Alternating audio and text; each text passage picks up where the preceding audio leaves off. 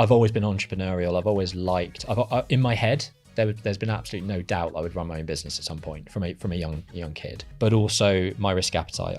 I graduated from university and I played poker for a living. That was my job for a year after uni, and that's paved the way and bought my first buy-to-let property. My dad built every house we lived in as kids. So one of my youngest memories is, I think I was about 4 years old, living in a static caravan with my younger brother, a sister who was 5, and my mum and dad for 2 winters while he was building our family home. So I was pretty much born on a construction site. I realised when I was 16, after a 2-week spell as work experience placement, I went to work with my dad's friend who's an accountant, and I realised that's dull as dishwater. That's not really what I want to do. I was good at maths, I enjoyed finance, but I needed creativity. So the architecture route, the design route helped me sort of fulfill that creativity, but with the engineering, the problem solving side of stuff, which is what my mind generally goes to. I love solving problems.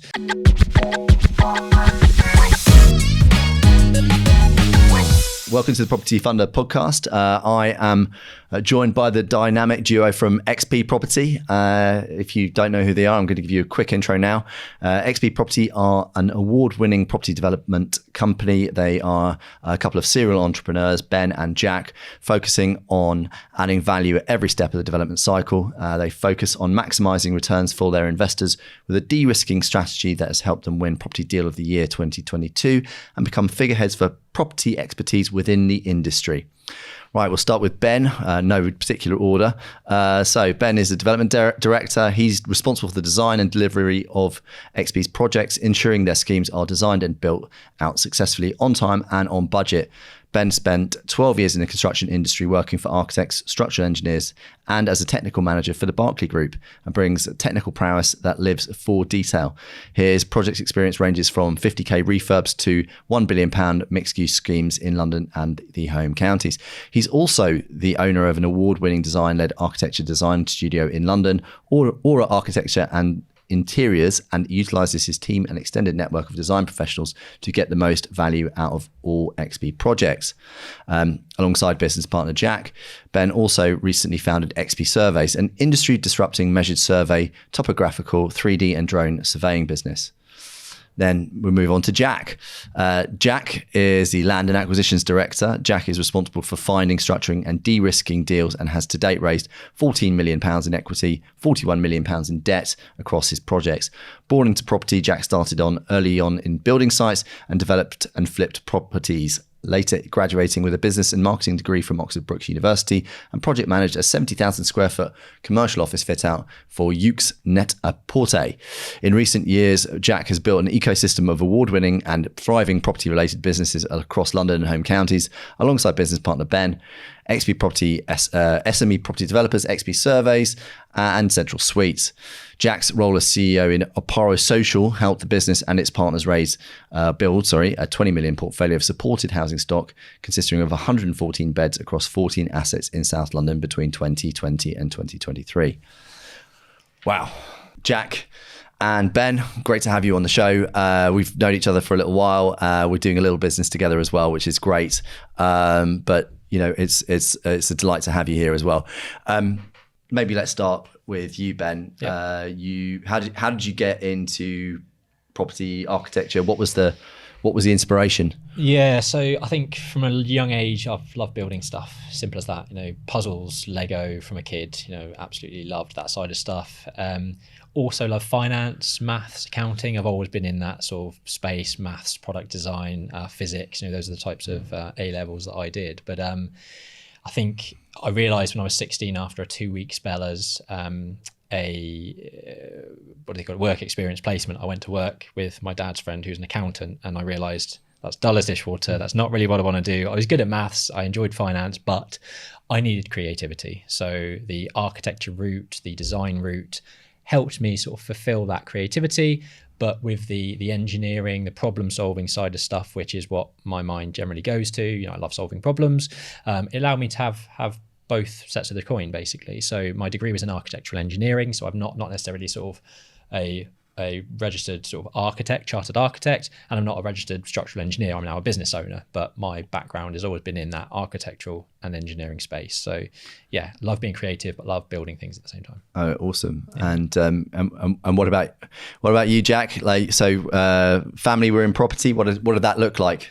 Yeah, so my dad ran a plant and tool hire company, which was basically renting out diggers and dumpers to builders. So all of our sort of network around us were builders. And my grandfather on my mother's side ran a construction business, which is still running today, which is called Jex Construction, based where I live. My dad built every house we lived in as kids. So one of my youngest memories is, I think I was about 4 years old, living in a static caravan with my younger brother, a sister who was 5, and my mum and dad for 2 winters while he was building our family home. So I was pretty much born on a construction site, but I never really understood why they didn't eventually own assets. It was always build to sell, or actually the contractor themselves. So grew up around building, all my uncles and aunts and family friends are some sort of trade.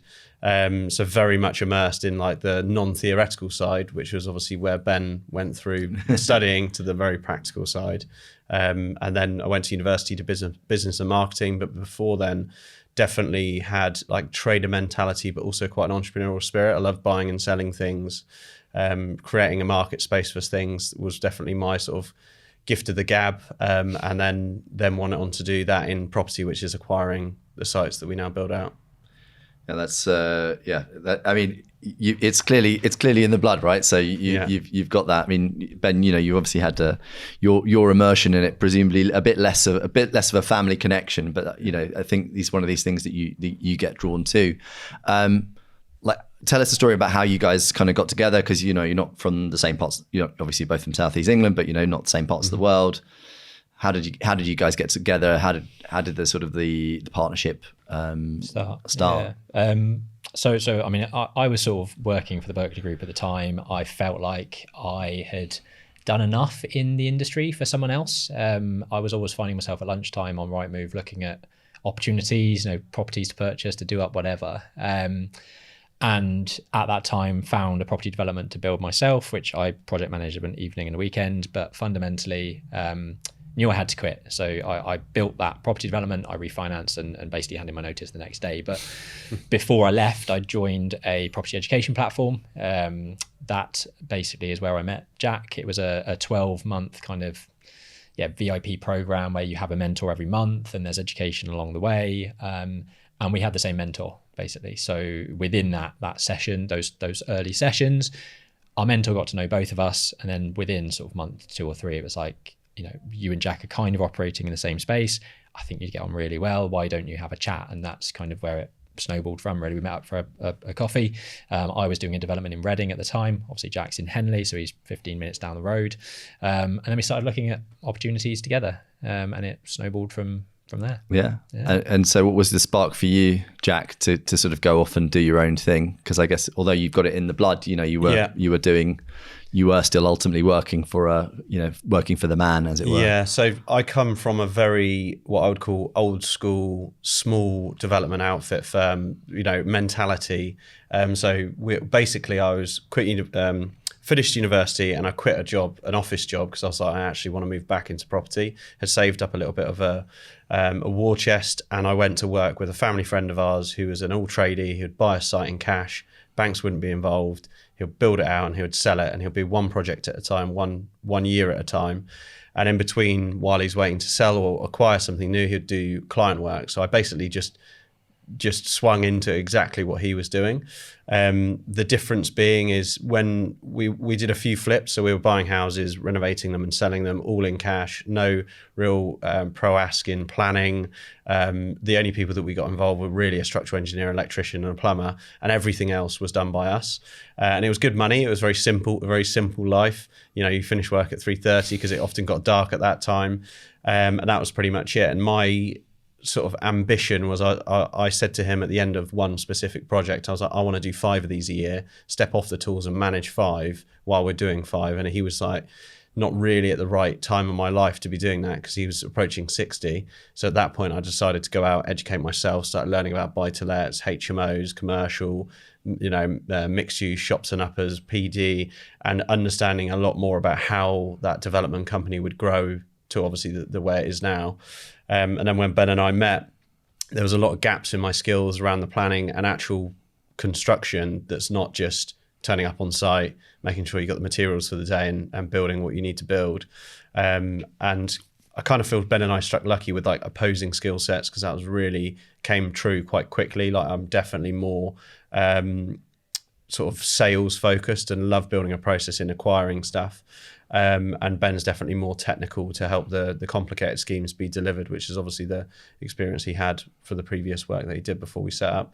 Yeah, that's great. I mean, I think that, if I look at the partnership between myself and Zahir, although we both are capable of having the sort of attention for detail, he's definitely more more of the technical leader, more attention to detail, and maybe I'm a little bit more out there, shall we say, a bit more of a presence. So I definitely see the connection as far as you guys are concerned. Why that kind of combination works. That's, I wouldn't say opposing skill sets.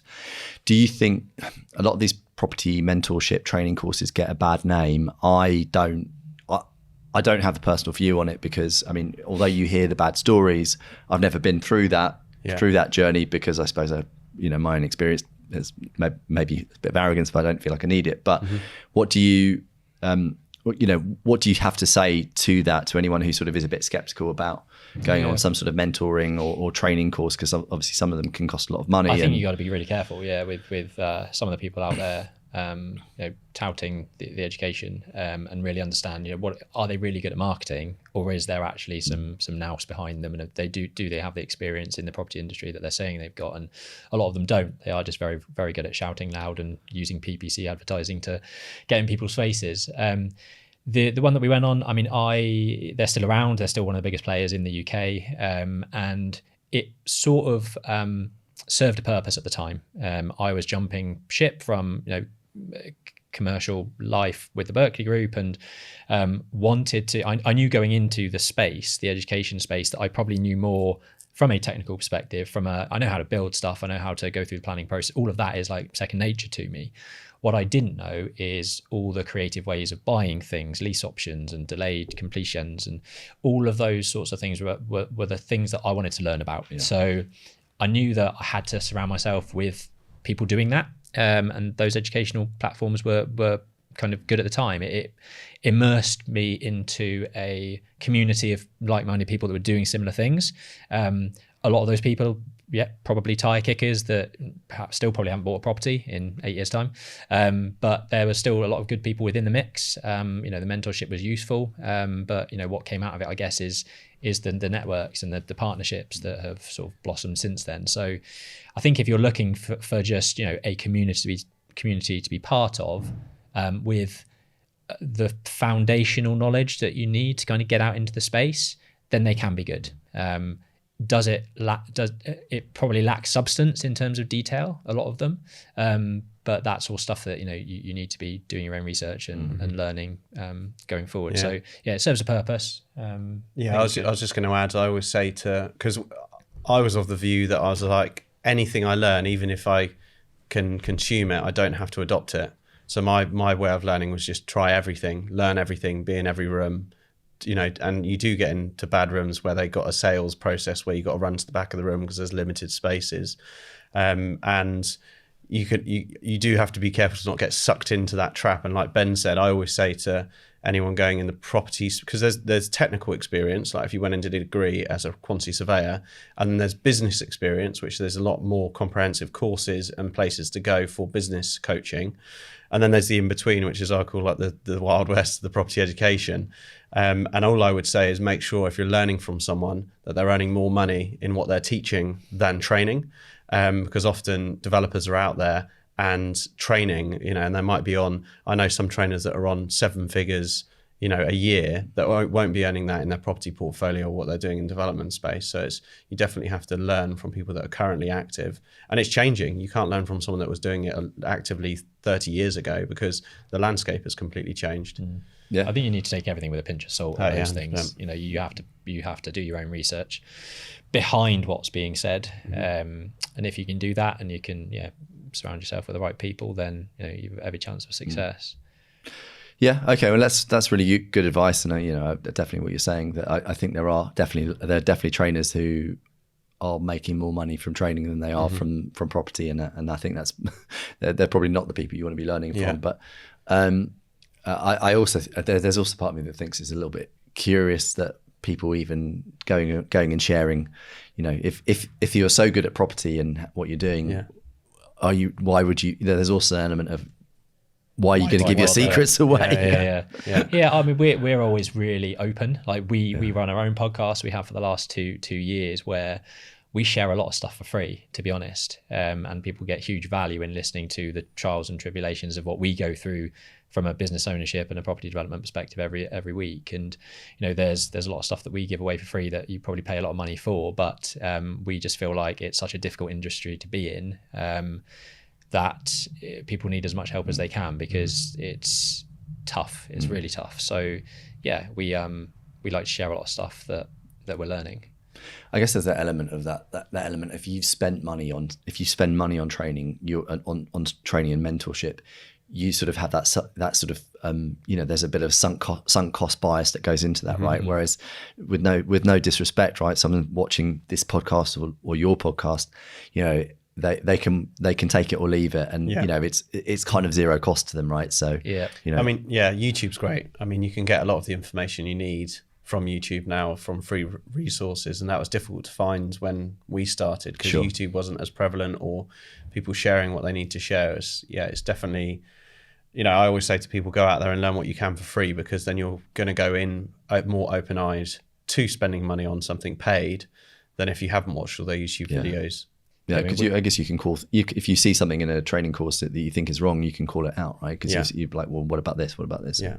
I mean, we always tout about business coaching, non-exec directors. We did a piece last week on non-execs specifically. It's something that we've always had in every business that we run, because you still need guidance. No matter how good you are, you still need someone that's either been there before, or seen a different angle, or looks at things slightly different way, or can give you that.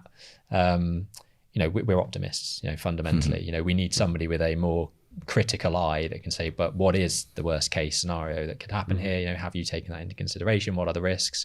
And sometimes you need that outside person looking in to help with that. So, whether it's kind of education as the broad term is, or whether it's coaching, business mentorship, non-exec directors, that type of thing, there's a place for that in every single business, for sure. Well, I think you'd probably agree, though, if you weren't optimists, so you're probably in the wrong industry. Long ago. Especially the last few years, which have not exactly been easy. Ben, you worked at the Barclay Group. I've known a number of people who've worked actually at Barclay, but also you say Berkeley, I say Barclay, whatever, let's call the whole thing off. But I've known a number of people who've worked in those large volume house builders, and then they'll send me an email going, "Oh, I'm looking at this project. Would you finance it?" And you go, "Yeah, sure. These are the terms." It's like a flip or whatever, right? Or it's a single. So you send them a set of indicative terms. Roll forward another 18 months, 2 years. They're still there. They didn't do anything with it. Oh, really? Yeah. What do you think sets you apart from probably the dozens of your peers in the various national house builders it's interesting. that have probably had the same aspiration to go and do their own thing, but maybe didn't. They didn't, but you did. What was the difference? I think I've always been entrepreneurial. I've always liked, in my head, there's been absolutely no doubt I would run my own business at some point from a young kid. So having that entrepreneurial spirit, also having the risk appetite. I work with a lot of architects. I speak with a lot of architects. Every architect I speak to wants to be a developer, but most architects cannot handle it, because they can't handle the risk. They can't handle the pressure that comes with property development, because there is huge risk and huge pressure. I think my two things I would say is the entrepreneurial spirit, but also my risk appetite. I graduated from university and I played poker for a living. You know, that was my job for a year after uni, and that's paved the way and bought my first buy-to-let property. Just so many questions. Yeah, so I mean, for me, property development and poker, there's a lot of crossovers in terms of bankroll management and risk appetite, calculating risks. There's a lot, and I think I've just always had it in me to have the aspiration to do more, and if it takes a little bit of risk to kind of get there, I think it's worth the pursuit. So that risk appetite, I think, is probably something that holds people back from jumping ship and trying it themselves, because they're either afraid of failure or they just can't cope with that level of risk or potential uncertainty which property development brings. It's probably worthwhile pointing out actually what you did in your first year of business after quitting the Berkeley Group. A normal person would have saved up a nest egg and been very cautious about what they're doing, but Ben actually set up the architecture practice and went traveling, I think, for almost a year while growing the business. I did 5 months away.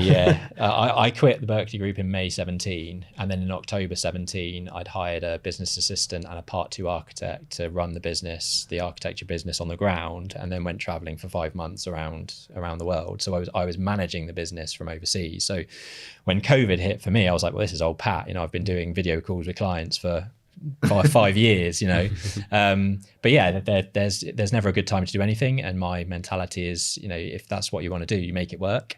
And I guess that's a slightly different mentality from a lot of people. So wow, that's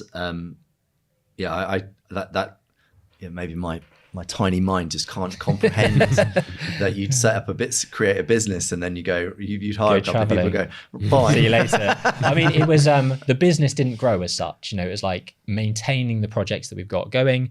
But what I found it did is clear my mind. It was like I was able to focus during those 5 months traveling on the marketing strategy that I want to use. I wasn't bogged down by the day-to-day of my part 2 architect being like, how do I solve this problem? Or, what do I do here? What would happen is they'd figure it out themselves because I'm not around to ask. And that's often the way, they can find the answers, but it's easier to look around to my desk next door and say, Ben, what do I do here? When I'm over the other side of the world in a different time zone, they can't do that. They figure things out themselves. So like I say, it wasn't like the business grew while I was away. It was like the business maintained the level that it needed to. We finished the projects that we were progressing, but what it gave me was clarity on the business going forward. And my one sort of guiding star with Aura was remove myself from the business as fast as I possibly can to focus more on the development stuff. So, I probably do 4 hours a week in Aura nowadays. There's 15 people in the office. I've got an ops director. I don't do a huge amount in that business, and we're generating £1 million in revenue, and it's doing some awesome projects. So I think all of that was set up in the first year because I sort of realized where I wanted to go, what I needed to do to get there, and the traveling allowed me to kind of focus on that. So a bit odd, but No. I think it's a great story. I think it's really instructive for anyone who's looking to run a business, which is that obviously I do a lot of mentorship with people like privately. I don't take any money for it, but like sort of people in their early mid-30s, relatively new businesses, and there's a consistent theme, which is stop. It's the message I'm always trying to send to them is you want to work on the business, not in the business, right? And I guess what you got right from pretty much the get-go was the working on and rather than in. And even now, the thing I still struggle with is that when I see things. When I see things not maybe moving the speed I want them to move at, is probably sometimes I get too much into it, and Zahed the same, like get too much into the detail and try and do too much ourselves rather than getting who do I delegate to? Delegating that to someone and actually doing that. And also sometimes it's about spreading and sharing that knowledge and information that you've got that ability to pass that down, and actually it's that kind of give a man a fish versus feed a man a fish, right? You've been or teaching them how to fish, shall we say? Yeah, you've been teaching people how to fish for a while, I guess, in that context. Yeah. So that's about 2017. So at this point, are you still trading at this point? You're doing the trading, the trading of the assets? Yeah, pretty much. So still buying houses in sort of South Oxfordshire, getting pretty basic plans done, and then being on site and building them out and doing some client work as well. And we did a JV with a property owner as well. Yeah. So when did like roughly what year was it that you guys got together? Like 2018, 19? Was it around that time? Yeah, July 2018 is when XP Property officially formed. Yeah. Company's house. We'd started doing stuff, 9 months prior to that, whereby we were looking at opportunities, we were making offers on stuff. We were just sort of, sussing out, can we work together? Partnerships, you shouldn't jump into partnerships straight away. Those first 6 to 9 months were probably kind of like the courting process, where it's figuring each other out, who's good at what, what skill sets they each other bring, whilst using live examples of property projects to sort of do that. And we bought, I already had one on the go. So is that the one in Reading, right? It was the one in Reading. It was like an underground derelict car park below a block of 6 flats. My first buy-to-let that I bought with poker money was the upper ground floor of that block of 6, but the underground undercroft was prime for development. And buying that flat, I was like, there's potential here. It was like herding cats, trying to bring in the other leaseholders, and they all had a share of freehold, and it was a nightmare to kind of get it going. But fundamentally, we bought an underground car park, semi underground car park that was Rick's valued at 160 grand for £90,000. Jack brought some of the funding towards that. That's the first project that XP started working on together. We crowdfunded the funds for that, which was again a new experience. But whilst we were delivering that one, we also found our first commercial mixed use scheme that we had an offer accepted on and delivered as well. So those two were like the first test cases for XP. This podcast is sponsored by Avamore Capital. Avamore Capital is a development and bridging lender based in London, but lending all over England and Wales, lending on projects from £250,000 all the way up to £25 million on bridging, development, refurb and part complete developments. Please visit www.avamorecapital.com to find out more. What were the sort of, you mentioned those first 9 months, what were they really like, and first 9 months and then beyond, I suppose the first 2 years, what was that like, if you can paint a picture? Looking back now, it's funny to look back. It is. It was way more fun than it is now. It's bloody hard work now. I kind of feel like it was a bit like mates, which is because we were all doing this. We were both doing all the same things. We were kind of like shadowing each other.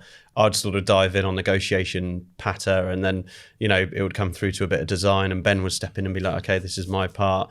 And it was just us two. And weirdly, when, for an example, one of our team members now, because across the group of businesses, there's almost 30, I think there is 30 staff, they sort of make a joke like, what are you going to do when we're away? And we think, well, it started off just with us two doing everything. So we kind of, I think we'll be okay. But looking back now, it was very much both of us immersed in everything, which I suppose is the benefit. We completely, I could be very comfortable that if I took a step back for 3 months, Ben could run the acquisitions process, sort out the funding, both equity and debt, structure it, make sure the SPV structures correctly, make sure the JV agreements are correctly if there's someone coming in, and it would be bought similar to how I would do it, if not the same as like our company ruling. And then similar for Ben in the delivery process, making sure that everyone's moving forward for the targets that we got set. So I think the foundations, when we were actually coincidentally very worried that we were like the same person, just two. And we were focusing on a partnership where 1 + 1 = 3, and you actually lean on each other's expertise. And that then became a bit more prevalent the more we did, and the more we grew a team and the projects and had more projects on the go. And were dealt with more challenges. We actually did realize that even though our personality profile is similar, the way that we sort of lean into skills is very, very different, and helps us grow the teams in the various areas that we do in our businesses. No, that's awesome. And I guess, you talked about the mixed use development as being your second project. You use crowdfunding to begin with. Like, you've obviously now, been successful. You've raised, you've made profits. You've reinvested some of those profits, I'm sure, in some of your other schemes. But how did you go about, raising, talk about that crowdfunding experience, because I guess that's going to be something that's going to be quite thin on the ground for a lot of people these days, because of changes to FCA rules. How have you kind of approached? How did you approach the funding side then, and how's that evolved over time? I think early on we went down that crowdfunding route because of the exposure it potentially give us. So obviously sort of 2 new developers, but with the backing of the crowdfunding platform and the network that they were already involved in, felt like a good opportunity from a business perspective for us to be tapping into that. And instead of having loads of coffees with 70 different people, it was, here's a platform that is already got a network of 300 investors on the database that they're pushing us out to, which could have a knock-on effect for future investment after the first one. So it felt like a good route to go down. Like you say, at the time things were different then. It was actually the year of the turn. I think it was a January date that the FCA and the platform were saying to the investors, like, this is the date where things change and you might not be able to invest in January. So I remember it prevalently. I think we had something like, I can't remember, it was 150 investors on that particular project. It was cool to get friends and family involved as well. For $1,000 here, $5,000 there. It was cool for them to be involved in it as well. So early on it was I think it was a good avenue. I'm glad we did it. But since then, it's always been sort of private investment that we've raised from an equity perspective. So it is those 70 coffees and network meetings and getting to know people, coupled with senior finance like yourselves, and that's how we've built and grown the business since then. I think we've now raised about 17 million in equity, probably close to 60 million in debt, and it's been growing networks, building relationships. The podcast has helped, the public speaking that we've done, the sponsorship of events, and just from day one, I think, because we're both, Jack's a bit younger than I am, but we're both young, we're both ambitious, we're both hungry. Certainly in the first 3 years before my first baby was born, we were out probably 2 or 3 nights a week, going to events and speaking to people and really sort of building those relationships. The last 4 years since certainly my first has been born, I've been struggling to get out in the evening, so it's different routes of raising funds. But early on, it was retail to the leather. Retail, and now more just private high net worths. We've been down the like fund institutional route of like courting and dating and getting terms, but we came to realise that we'd have to 6x our turnover, which means 6xing the team, to actually get the same return as in what we would bring home as a company. So we've got this cute little space where we kind of got these investors. We've got a very stereotypical investor, but they just kind of like root for us, but they also like working with us, trust us.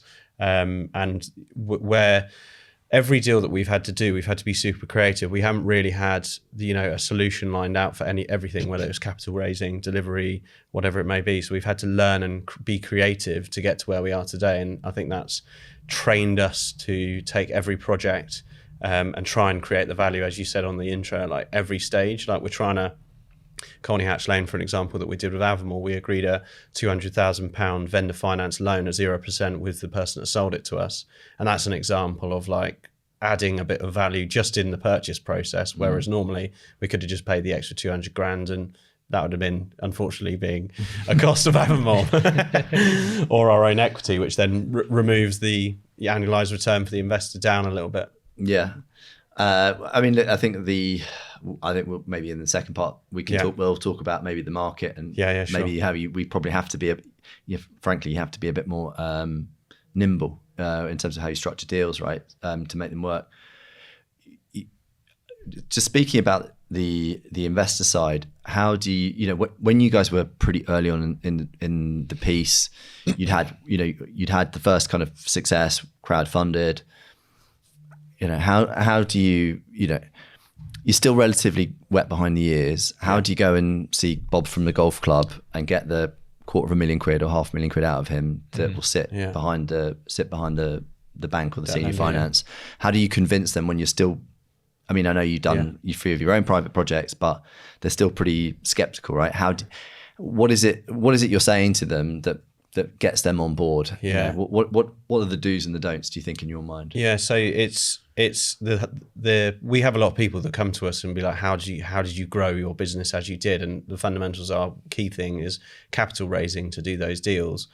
And I always the first thing I say is the first one is always the hardest, and then it starts to get easier and easier and easier. And it's building that track record, because you don't have to always go back to that original state where you are, like exactly like you say, wet behind the ears. And actually I see people out there that are very technically experienced, whether they've got a background in property or construction, but even still they don't understand every other ailment of running that business. So there is a lot to learn outside of just constructing a building. We just started small, so started with retail and then grew. Some of those investors invest more the second time, and then more the third time, and then more the fourth time. Those investors might know people that we can then sort of leverage that initial relationship. So speaking to people that your investors also know, and you're kind of getting into a different realm of money. Also, a social media presence and documenting what you do really does help, because it's a very efficient way of an evergreen sort of journey that you can create online. And obviously face-to-face is super important, that people can follow, and then you never know when they're going to step in. And some investors take a week's worth of coffees and conversations. And a funny joke is a friend of mine that I've known for 17 years invested in his first deal with us last year. So that's taken, best part of 15 years to get him convinced and committed. So no two investors are the same, but I feel that most investors always rely pretty much on two main things, which is return and trust. So trusting you with what you're doing. That also includes like the security that you're giving to that particular investor. And then the returns is another, they wouldn't be lending money if they're not trying to get a return on it. You're very lucky out there if you get someone to put capital in, not for the return. And one big mistake I see a lot of people making in the space of capital raising is they try and be something they're not. And being wet behind the ears is okay, because it's where you're at. And the more transparent you are with that person, I feel that the more that they can build that likability and trust with you. Because we've got investors that have invested us that have been elsewhere before and been sold a bit of a dream, and that dream hasn't come to reality or come to light that it was as true as it was laid out, and that completely burns those bridges. So Ben and I have always capital raised focusing on the 10th project that we do with that person rather than just the first, and that enables you to foster a trusting relationship. That mixed use scheme that Ben was talking about, the guy that we JV'd with, he would ask so many questions, and we'd always answer them and expose him to email threads and explain why we did this and explain why we did that. Now we still work with the guy. He just says, no, just do what you do. I trust you explicitly. And that's the change in relationship you've got to build. So first deal is the hardest. Make sure you build trust, be yourself, be real. Don't pretend to be anything else. But in development, every development, something will change and go wrong or deviate from the original plan. And it's how you communicate and deal with that, rather than hiding it and pretending as it's all, it's all plain sailing. And you need to be really transparent in that respect. And then just work on building your own sort of portfolio of people that you want to work with. And we now are fortunately that we get to a place where we've actually turned down working with investors where we don't think the fit's quite right. Whereas before we were, almost out there begging because we didn't have the confidence ourselves. So have value in yourself and what you can deliver, because you are bringing a commodity to the table. You're bringing the deal to the table and your time to the table. So there's value in what you're bringing as well, and certainly believe that.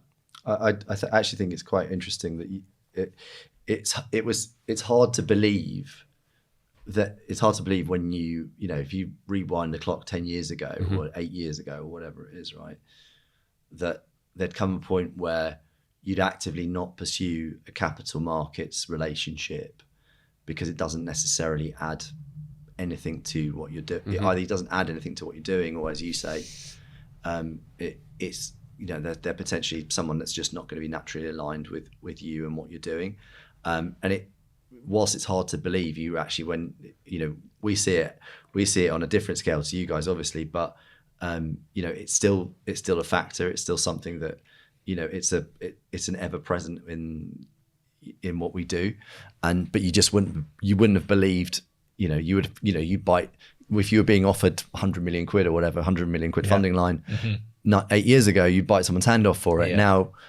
Now you go, okay, well, I'm not going to say it's a slow Tuesday, but it's just if it doesn't work, it doesn't work, and you go, that's fine. Yeah. My biggest problem is that I need I've got more than enough money actually available to deploy. It's actually finding homes for that money as the right fit. Yeah, that's the key thing. Yeah. I think that's really good.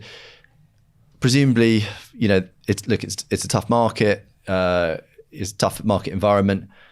Has everything you've touched turned to gold, or have there been a few? Have there been a few frogs along the way? There's always going to be a few projects that don't go to plan. COVID was certainly tough. Where we had a project that we look at now that was actually too small for us. We shouldn't have even bothered doing it.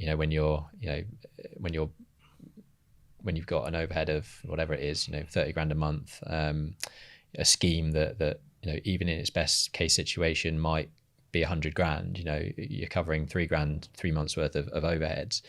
If things go to shit, you make 20 grand, is it even worth the 2 year process? Not really. You had a project in COVID that went that way. It was just end terrace property that was a 3-bed. We got planning approval for a 2-bed new build on the side, but build costs escalated significantly in that year. Timeframes, got delayed, and it pretty much washed its face for 2 years worth of pain and time. That's the sort of thing that we look back, and I would say we maybe didn't have a good enough business plan in terms of, we probably should have said at the time, that deal isn't right for us at the moment. It's not the right type of a lot of people get into property and they'll look at each project on an individual basis, and they'll look at the percentage return on GDV and it'll be like, okay, it's 20% return on GDV, it's a good deal, let's do it. But what we've learned, I guess, over the last couple of years is that, well, what is that actual value return to our business? We want to do deals that make at least £200,000 profit per year, because we know that can sustain our business with the number of projects that we do. That wouldn't have been the case 3 years ago. Whereas now we know that we're more interested in IRR, really, in terms of each project and what the physical value is bringing into to the business. So historically, an absolute quantum, basically. Yeah, exactly that. Whereas we may well have 5 amazing 20% profit on GDV deals in front of us, and that's what we're delivering, and that's what we might deliver. But do those 5 deals actually sustain our business? Does it generate the profit in the business that we want? If not, then why are we doing them? So we're a little bit more selective now with the types of projects that we're doing, the size of projects that we're doing, because we know and have an understanding of our business model. And I think a lot of people will jump into property development. They will look at project by project on a project by project basis, and they won't think about the business behind those developments. And I think certainly in the early years, we were just going after project after project after project, and not thinking about XP Property as a business, which everything feeds into.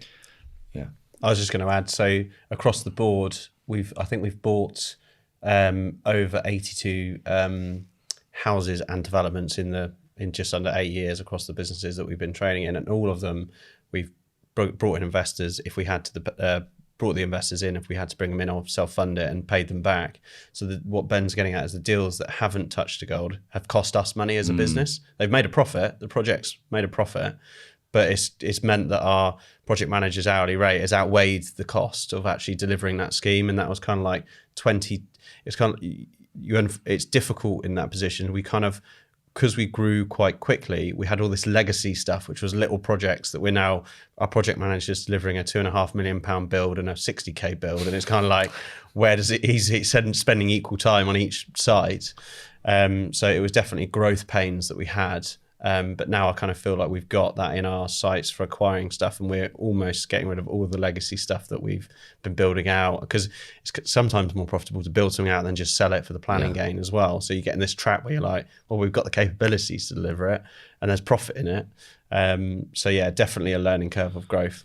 I guess you're in that context, what you're doing is you're sort of coming across opportunity cost, and you're working out exactly. Actually what's the opportunity cost here, and the funny thing is, I think that's all growing businesses. You're a few years behind us, but all growing businesses work that out, and they if they're going to be successful, and that then gives you that opportunity, that springboard to go, right, okay, well, I can work on we can work on a 100k loan, or we can work on £1 million loan. It's going to take me about the same amount of time and resource to do the same thing, but we're going to make 10 times more money on that than that. So what, where do you want to focus your time Exactly. and effort? How do you go about sourcing your deals? So pretty much 95% of our sites have been on market. We don't have construction in-house. So that's kind of, you could call one of our lack of competitive advantage. But where we do have creative advantage is we're very active in the acquisitions process. That's not only activity, but also creativity and relationships that we've built. Ben's sort of, I suppose, design hat in planning, value engineering, and also design enhancements is where we create a lot of value through the planning process and redesign. And then we fix the contract with the JCT contractor. So we are most competitive with stuff that doesn't have build heavy costs associated with them. So land deals we're not as competitive on, but commercial conversions where we're buying something, a complete fabric building that was a Cat A office, £100 a square foot in a £700 a square foot exit area, we can add significant value to that and exit a really strong place. So we've kind of carved our own sort of niche into existing buildings in really strong locations in market towns all around the sort of home counties in London that are disused. They might be part vacant offices, other commercial uses, or there's also an element of new build on the same site, or even asset management plays where we're buying something that needs a lot of just some creativity thrown upon it. So most of our stuff's on market. We tend to be very sort of good at being, kind of at the drop of the hat. If a deal were to be fall out, we sneak in and get it before the rest of the market know, or we have added so much significant value in our sort of in-office exercise that we can pay a little bit more for it, or equally we're going for a conditional contract to get the planning first at obviously our risk, but we haven't contracted, to obliged to buy the site until we get that consent. But yeah, pretty much all on market. We've had a few things that come direct to us, which is quite natural within what we do. People come to us and go, I know what you do is good, blah, blah.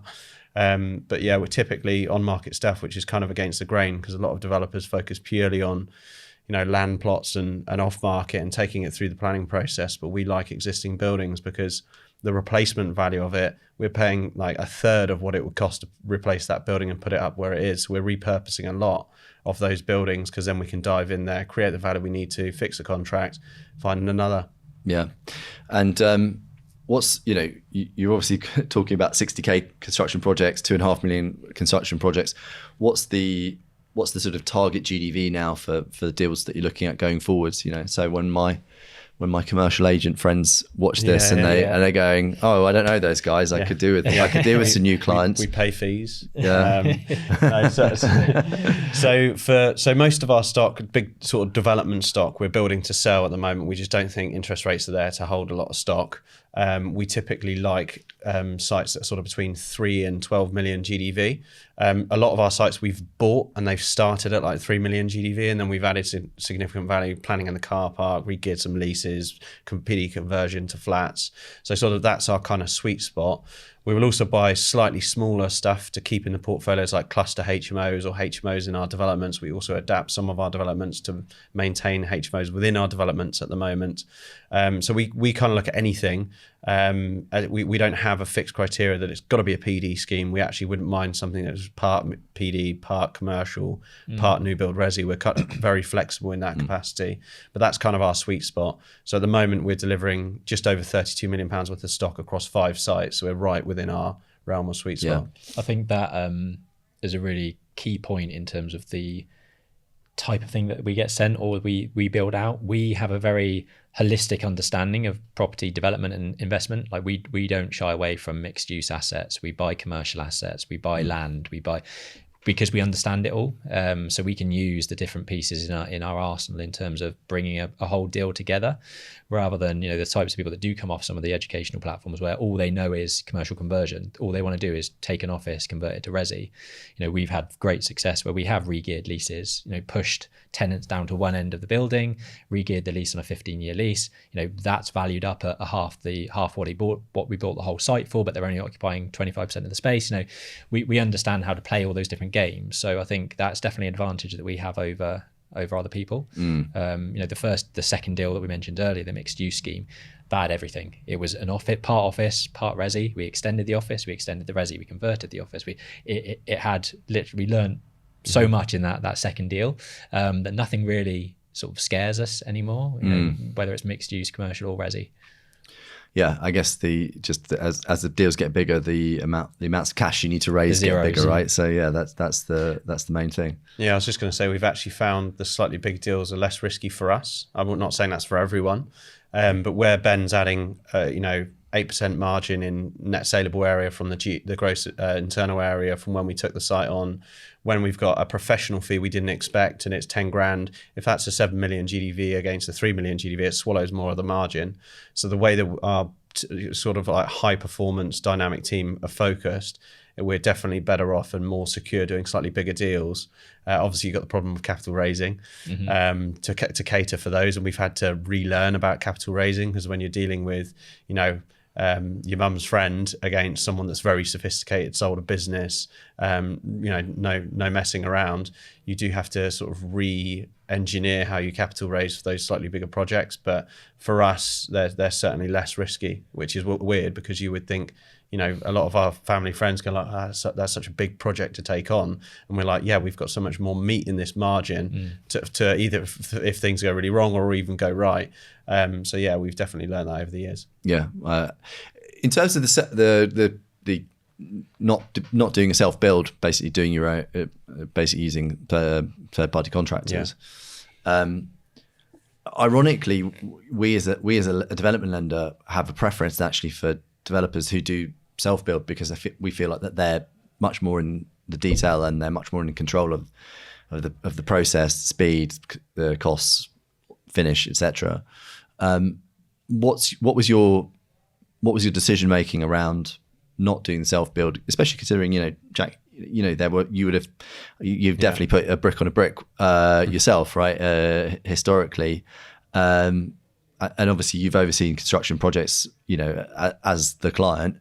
What drove the decision around doing the third party main contractor bit? I think it pushes a lot of the risk onto the contractor. It gives us kind of, we're already taking the development risk, the sales risk, there's a lot of stuff that we're already doing in terms of that risk piece. Building a construction team in-house, managing everything in-house, having all of the admin for a £32 million sort of pipeline with 9 staff, of which probably 2 of them are part-time. It's kind of, that's quite a lot of revenue per head, if that makes sense, in terms of team. Mm-hmm. If we wanted to bring everything in-house, we're probably adding an extra 6 to 8 people internally to manage that, contracts managers, QSs, procurement, all that type of stuff. It becomes another beast in itself, which with everything else that we've got going on, there's also our headspace and time to manage. Whereas when it's fixed price JCT contract, pass that over to the contractor, from a package perspective, because the architectural work and that consultancy work and the technical aspect is all in-house technically by my team. I'm always pretty confident in terms of where the package sits in terms of anomalies or potential things that have been missed, or we're normally good at capturing a lot of that stuff and value engineering up to that point. So then it is just a case of handing it over to the contractor and away they go. That being said, there have been times where I feel like we could probably contract manage the packages and have a QS and a PM overseeing it, and it's something that we've talked about doing. I've got no interest in building a contracting arm. I just feel like the admin of that is ridiculous. But if we were to contract manage some packages, when you're working in bigger schemes, I think you've got more flexibility and opportunity to do that, where you're bringing in the dry lining package, you're bringing in the MEP, those are big chunky packages that you could get stuck into and maybe do in-house. But at the moment, where we are at the moment, it's JCT contract, package it up and sort of de-risk it to a certain degree. I'll just throw in to add to that as well. 70% of development companies, so not construction businesses, don't make it to the age of our business. And the biggest reason of that is cash flow. And the biggest cost of cash flow to any development company is salaries. So we have the capabilities to expand and contract quite leanly. As Ben mentioned, our overheads are about 360 grand a year to run our company. We're currently delivering 5 projects that hit our metrics of 200k net per year to subsidize that cost to run the business. So we can expand and contract quite easily. And if we want to do 3 projects or 6 projects and have 3 contractors or 6 contractors all on a fixed price contract, which we obviously do our own due diligence to make sure they're capable of delivering that, it means that we can be a lot more flexible in the growth of our business. And we do the same in our surveying company. We have in-house surveyors and outsourced surveyors. So when we have a quiet month, we're not in the red, we're actually still in the green, and we offload more of the sort of sales when it comes in. So having that flexibility to expand and contract was really key for us. And a friend of mine does run a construction business delivering similar amounts of delivery as us, and I think he's got something like 45 to 50 staff. And managing that is obviously one task, but let's assume you are good at managing that and you've built a really good team. You also have to continuously feed that beast. And if you're continuously feeding a beast just for the sake of construction margin, it's not really the game that we're in. So we as developers are trying to focus on making 20% on gross development value. If our build costs are typically 50% and they're making a 10% margin, they can have that margin as long as we can maintain our margin on each of our sites. So it's also de-risking. We often actually have contractors that we could move on to more than one project at a time, but we don't want that concentration risk. So we like keeping it separated and just basically being able to go onto 5 live sites, 2 live sites. And obviously there's an in-house team that manage that process, but that team's quite lean. Okay. I think that's a really good explanation. So I think I think that gives a very good insight and logic into how the development business runs and why you go down that road. I think what we're going to do is we're going to take a 1-minute break, just to give ourselves a little bit of peace, and then also get ourselves ready for part 2. But for now, thanks very much for joining us today, and we'll look forward to welcoming you on part 2 very shortly. And thanks to our audience. I've been Michael Dean. You can find me on the internet at property_funder. This is Property Funder Podcast, and we'll talk to you again soon. Thanks.